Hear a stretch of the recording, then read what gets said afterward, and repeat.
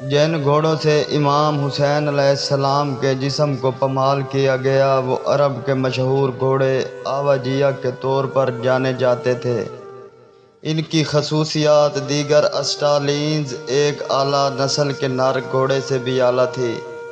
ایک محقق نے ان گھوڑوں پہ تحقیق کی تو اس کو ایک جرمن گھوڑوں کے ماہر کی کتاب دنیا کے سب سے مضبوط اسٹالینز ملی، جس میں لکھا تھا اسٹالینز ایک خاص نسل آواجیہ کے نام سے مشہور ہیں، اور ان کی خاصیت یہ ہے ان کی ایک ٹاپ کا وزن 65 کلو گرام ہوتا ہے، اور اس کا مقصد اس کے نیچے آنے والی چیز کو کچلنا اور پیسنا ہوتا ہے، جبکہ ایک اور تحقیق کے مطابق اس گھوڑے کی ایک ٹاپ کا وزن 125 کلو گرام ہوتا ہے۔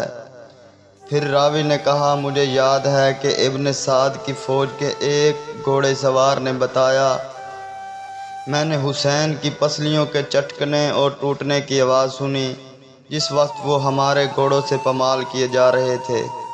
وہ لوگ جو ہم سے پوچھتے ہیں کہ ہم فاطمہ سلام اللہ علیہا کے بیٹے کو کیوں روتے ہیں، مسلمان تجھے بتاؤں ہم 1400 سال حسین کو کیوں رو رہے ہیں؟ ہماری آنکھیں خشک کیوں نہیں ہوتی؟ ہمارے چہرے دکھ کی تصویریں کیوں ہوتی ہیں؟ ہم سیاہ پوش کیوں ہیں؟ تاریخ بتاتی ہے کہ 10 گھوڑوں نے امام حسین علیہ السلام کو کچلا۔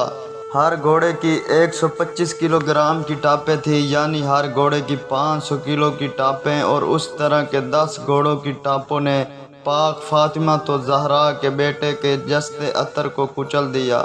یہ مسلمانوں نے رسول اللہ کے اس نواسے کے ساتھ کیا جس کو رسول اللہ صلی اللہ علیہ وسلم کی بیٹی نے نازوں سے پالا تھا۔ امام زین العابدین علیہ السلام نے فرمایا، میرے بابا کا سینہ کچل کر ان کی پشت سے لگ گیا تھا۔ جب میں ان کو دفن کرنے آیا تو ان کے جسم کا ایک حصہ اٹھاتا تھا تو دوسرا حصہ گر جاتا تھا۔